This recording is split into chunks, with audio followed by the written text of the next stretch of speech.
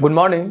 आप लोग को बोले थे क्लास 10th में जो एसएफ चालू होगा अब, तो आज आप लोग को एसएफ चालू कर दिए हैं। ठीक है, आप लोग को बहुत कम वीडियो मिलेगा यूट्यूब पर जो एसएफ से पढ़ाया हुआ है।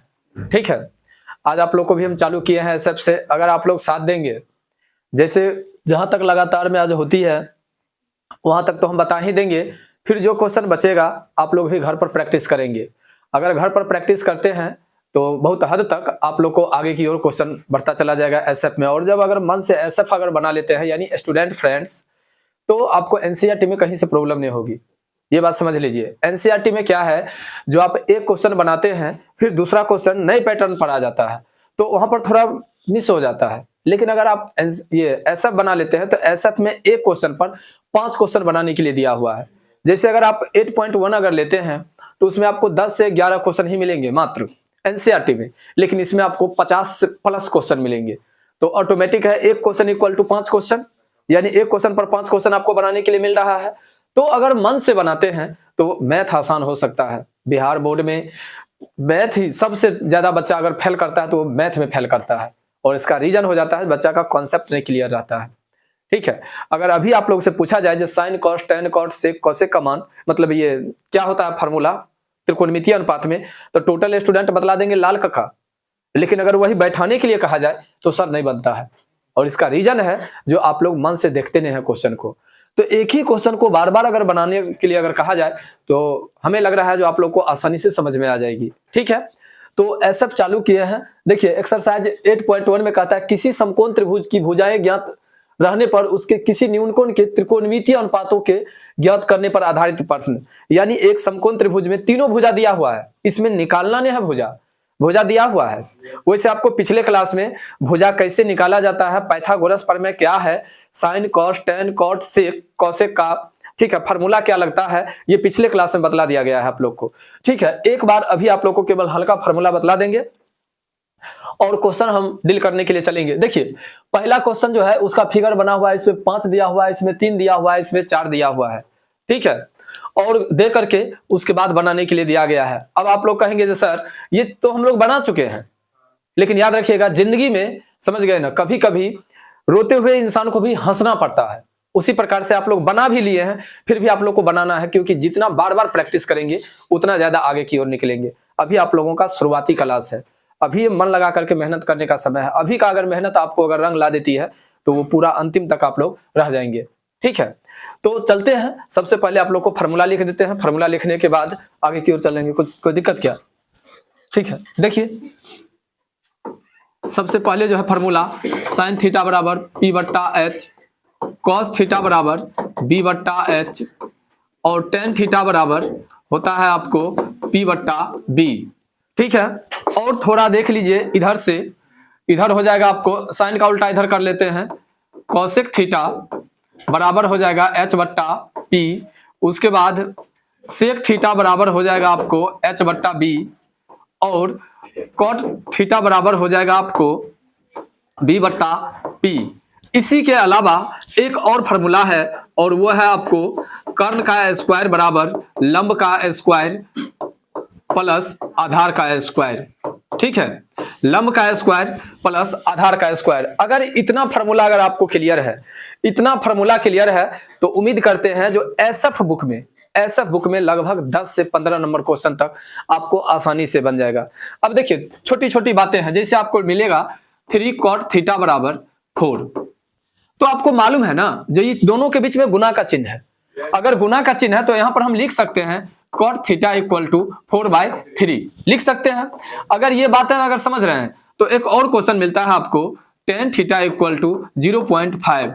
अरे भाई 5 दिया हुआ 0 पॉइंट हो जाएगा, 5 का ही 5 5 दूनी 10। देखिए टेन थीटा इक्वल टू आपको 1/2 आ गया। तो सबसे पहले आपको देखना है जो क्वेश्चन कहता क्या है। अरे लड़का यार कम से कम देखो ना बोर्ड पे। ठीक है, तो क्वेश्चन आपको देखना रहता है क्वेश्चन कहता क्या है। कभी कभी आपको क्या करेगा, सो देखिए क्वेश्चन कह देगा ऐसे tan square theta plus cot square theta equal to 1। अब यहां पर कहेगा आपको कुछ मान निकालने के लिए, तो केवल पहले आपको फार्मूला देखना है, जब फार्मूला क्या कहता है। ठीक है, तो इस टाइप से अगर हम लोग चलते हैं, कोई भी क्वेश्चन अगर दिया रहे केवल हमें याद रखना है sine cos tan cot sec cosec त्रिकोणमितीय अनुपात में, और कर्ण बराबर लंब का स्क्वायर प्लस कर्ण का स्क्वायर बराबर लंब का स्क्वायर प्लस आधार का स्क्वायर। अगर इतना आप लोग को याद रहता है तो मैथ में कहीं से कोई दिक्कत नहीं होगी। देखिए क्वेश्चन है आपका, किसी समकोण त्रिभुज की भुजाएं ज्ञात रहने पर का मतलब समझ रहे हैं ना, ज्ञात रहने पर मतलब कि ये और ये तीनों दिया हुआ है। अगर तीनों दिया रहे तो उसके किसी न्यून कोण के त्रिकोणमितीय अनुपात के ज्ञात रहने पर आधारित प्रश्न, किसी न्यून कोण, किसी का मतलब कि ये भी न्यून कोण हो सकता है और ये भी न्यून कोण हो सकता है। देखिए ये सी है और ये ए है, कोई भी न्यून कोण हो सकता है। बउआ अगर आप लोग को ऐसे करके अगर ऐसे करके लिखे तो सीधा समझ जाएंगे कौन कौन है न्यून कोण, सी। अगर यहाँ पर आपको दे, ठीक है, ए, तो समझ जाएंगे जो ऊपर वाला न्यून कोण है। ये बात क्लियर है ना? क्लियर अगर है तो चलिए हम लोग देखते हैं 1 नंबर क्वेश्चन क्या कहता है। सो देखिए सबसे पहले ऐसे बना दिया है, इसका सी नाम दिया है, इसका बी नाम दिया है, इसका ए दिया है और केवल 90 डिग्री इंडिकेट कर दिया है। ये 5 है, ये 3 है और ये 4 है। कहता है पहला क्वेश्चन में, ठीक है, पहला क्वेश्चन में कहता है साइन सी। देखिए साइन सी, सबसे पहला मेरा काम रहेगा फार्मूला लिख देना। साइन थीटा बराबर होता है P बट्टा एच। तो जब P बट्टा एच होता है तो P बट्टा एच तो लिख दिए। अब देखते हैं सी का मतलब मेरा थीटा यहाँ है, तो थीटा के सामने वाली भुजा क्या होती है? लंब होती है। तो ये आपका हो गया लंब और ये हो गया कर्ण। पहला क्वेश्चन क्लियर है। देखिए दूसरा क्वेश्चन में कहता है साइन ए, फिर फार्मूला कहता है P बट्टा एच। अब देखिए ए का मतलब कि ये है मेरा थीटा, तो थीटा के सामने वाली भुजा क्या होगी? लंब। कर्ण तो चेंज ही नहीं होगा। 3 नंबर में है आपको कॉस सी। देखिए कॉस सी और कॉस बराबर होता है बी बट्टा एच। तो देखिए सी का मतलब कि ये है थीटा, तो थीटा के सामने वाली भुजा अगर लंब हो गई, ये कर्ण होगी, तो जो बचेगा वही आधार होगा ना। तो आधार में कितना है? ये 4 बट्टा 5। 4 नंबर में कहता है आपको कॉस ए और ए फिर यहां पर हो जाएगा बी बट्टा एच। ए का मतलब कि ये थीटा है, तो थीटा के सामने वाली भुजा लंब ये है, कर्ण ये है, तो आधार यही ना होगा। तो आपको हो गया 3 बट्टा 5। उसके बाद 5वां नंबर क्वेश्चन में कहता है tan सी। देखिए tan सी और tan थीटा बराबर होता है P बट्टा बी। तो P बट्टा अगर बी होता है तो C का मतलब कि ये है, तो थीटा के सामने वाली भुजा लंब यानी 3, अब बी में हो जाएगा आपको 4। एक और 6ठा नंबर क्वेश्चन में कहता है tan ए। देखिए किस पर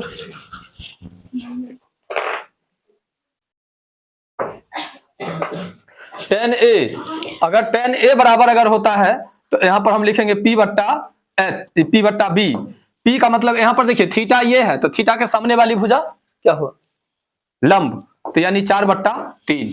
पहला क्वेश्चन बन करके तैयार है। देखिए पहला क्वेश्चन आप लोग को बन गया है, ठीक है। देखिए पहला क्वेश्चन कहता है किसी समकोण त्रिभुज की भुजाएं ज्ञात रहने पर उसके किसी न्यून कोण के त्रिकोणमितीय अनुपातों के ज्ञात रहने पर आधारित प्रश्न, यानी त्रिकोणमितीय अनुपात अगर ज्ञात है तो उसको हम लोग कैसे बैठाएंगे मान। तो आप लोग को दिखाई दे रहा है सी ए, यानी जब सी रहेगा तो सी के सामने वाली भुजा लंब, अगर ए रहेगा तो ए वाला के सामने वाली भुजा लंब। कर्ण तो कभी चेंज ही नहीं होता है और आप लोग को बतला दिया गया है जो समकोण के सामने वाली भुजा जो होती है वह कर्ण होती है। तो बचा कौन? आधार है ना। थीटा के सामने वाली भुजा लंबे है, कर्ण चेंज ही नहीं होगा, तो जो बचेगा वही आधार होगा ना। तो इस तरह से आपको पहला क्वेश्चन में कहीं से कोई आदमी को कोई दिक्कत है क्या? तो पहला क्वेश्चन क्लियर है। अब दूसरा क्वेश्चन में देखिए कहता है दिए गए चित्र में निम्नलिखित के मान ज्ञात कीजिए। दिए गए चित्र में ये जो देख रहे हैं चित्र, इस चित्र में देखिए आपको 5 देल है, 4 देल है, 3 देल है और यहाँ पर थीटा देल है। देखिए थीटा देल है, इसमें क्वेश्चन में गलतियों किया हुआ है। एक बार देखिए थीटा दिया हुआ है, ठीक है, तो सीधे tan थीटा बराबर और यहाँ पर दिया है cos सी। थीटा नहीं दे करके क्या दे दिया है? सी, यानी क्वेश्चन गलती नहीं है, हम लोगों को फंसाने के लिए ऐसा कर दिया है। समझ गए ना? तो ये चीज हम लोग को देखना होगा। तो पहला क्वेश्चन में कोई दिक्कत नहीं है। अब हम चलते हैं डायरेक्ट, बगल में फिगर है ही, तो यहाँ पर फिगर बनाने की कोई जरूरत नहीं है, आपको डायरेक्ट निकालते हैं मान। देखिए दूसरा का पहला का है tan थीटा और tan थीटा इक्वल टू होता है आपको P बट्टा बी। P का मतलब समझते हैं ना, P मतलब परपेंडिकुलर यानी लंब। तो लंब इसमें देखिए जब थीटा ये है तो लंब आपको ये होगा, तो ये हो जाएगा आपको 4 बट्टा 3। दूसरा क्वेश्चन में कहता है cos C और cos C बराबर होता है B बट्टा H। तो बी, सी का मतलब ये थीटा है तो थीटा के सामने वाली भुजा लंब, तो ये आधार होगा तो आधार बट्टा कर्ण, यानी 3/5। बताइए 2 नंबर क्वेश्चन भी बन करके आप लोगों के बीच तैयार है, कोई दिक्कत है क्या? बन रहा है। अगर आप लोग इसी तरह से देखेंगे तो देखिए तीसरा क्वेश्चन में कुछ है और।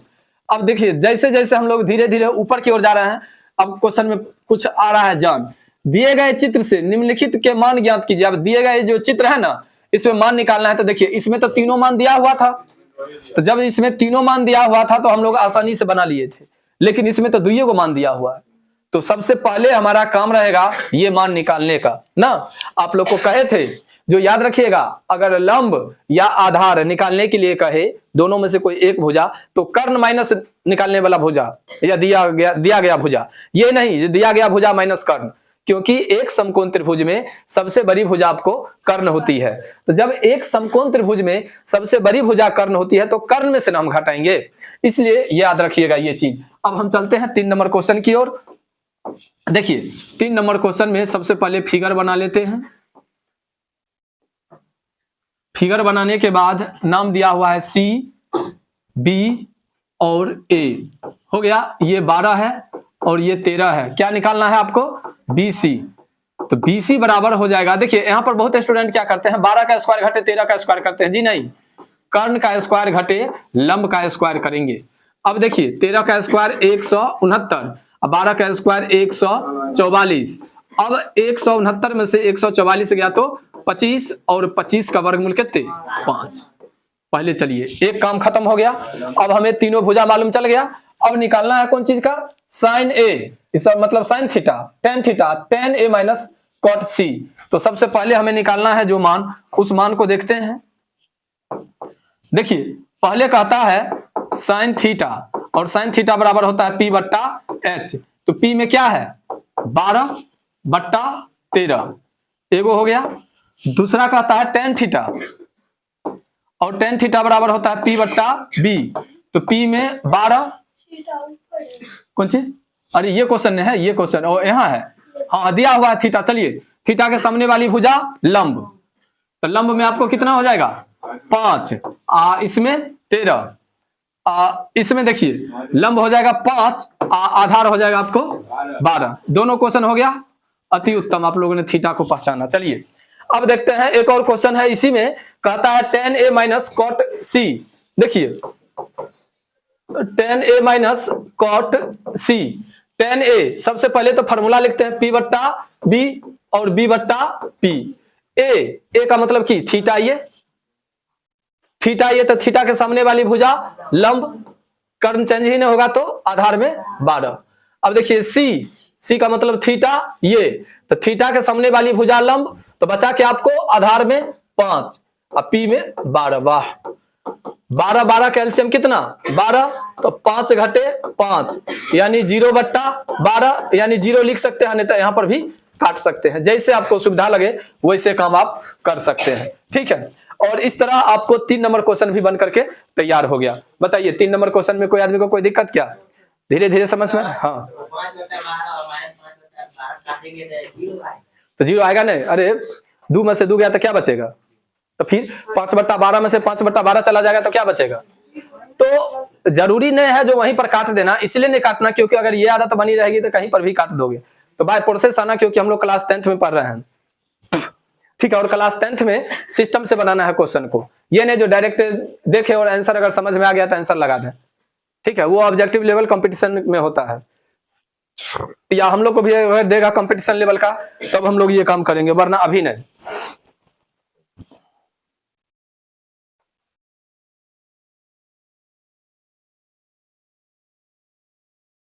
ठीक है, आगे की ओर चला जाए।